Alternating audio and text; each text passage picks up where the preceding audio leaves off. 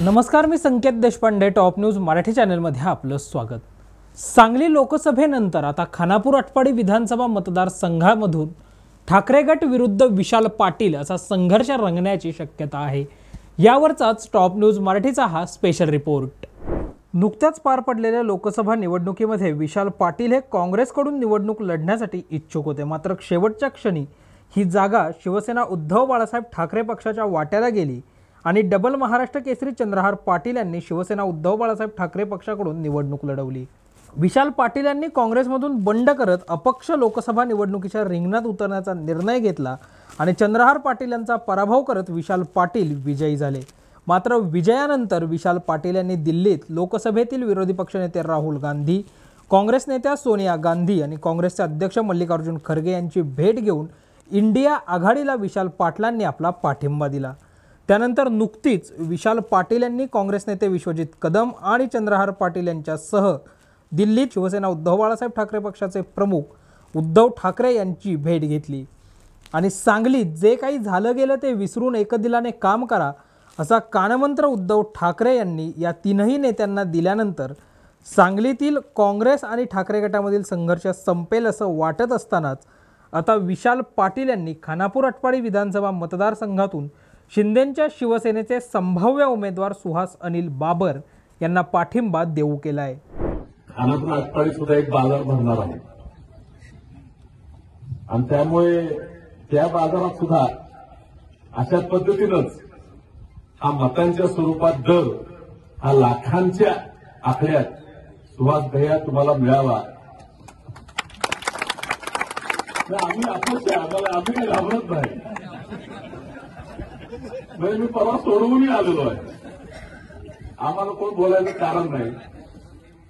कारण जिथं आमच्यावर प्रेम दिसतंय तिथं आम्हाला प्रेम द्यायचं कळतंय आणि त्यामुळे आम्ही ताकदीनं तुमच्या पाठीशी राहणार आहे. ह्यात काय गरवायची गरज नाही. हा प्रयत्न करणार की तुम्ही आमच्याकडनं उभा राहावं. पण काय आमचे मित्र श्रीकांत शिंदे का आमचा आहे कारण आम्ही खूप प्रयत्न केला. 2014 आणि 2019च्या विधानसभा निवडणुकीमध्ये शिवसेनेकडून अनिल बाबर हे खानापूर आटपाडीतून विजयी झाले. मुख्यमंत्री एकनाथ शिंदे यांनी बंड केल्यानंतर अनिल बाबर हे शिंदेंच्या समवेत गेले.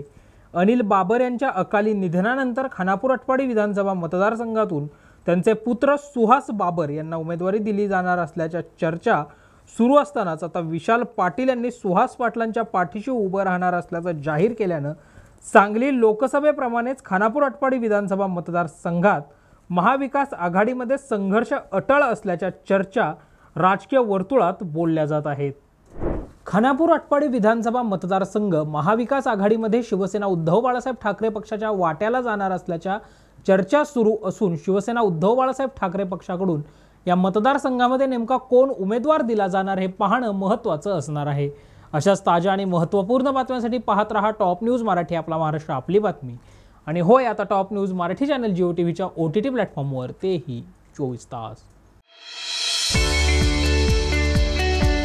25 वर्षांचा प्रदीर्घ अनुभव व अत्याधुनिक तंत्रज्ञान यांनी सुसज्ज असे पुण्यातील आकाश आय क्लिनिक व लेझर सेंटर. रोबोटिक पद्धतीने वेदनारहित मोतीबिंदू शस्त्रक्रिया, तेही विना टाका व विना इंजेक्शन. मेडिक्लेमची सुविधा व सेम डे डिस्चार्ज. लेसिक लेझरने चष्म्यापासून कायमची मुक्ती फक्त 10 मिनिटात. काचबिंदू, रेटिना, ड्राय आय, मायोपिया अशा अनेक डोळ्यांच्या विकारांवर उपचार म्हणजेच आकाश आय क्लिनिक आणि laser centre.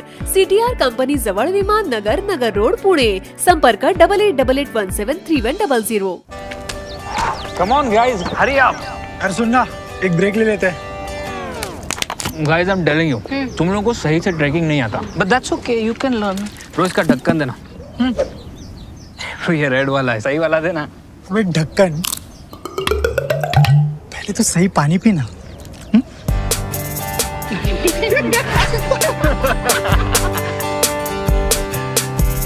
Manikchand Oxyrich, proudly Indian.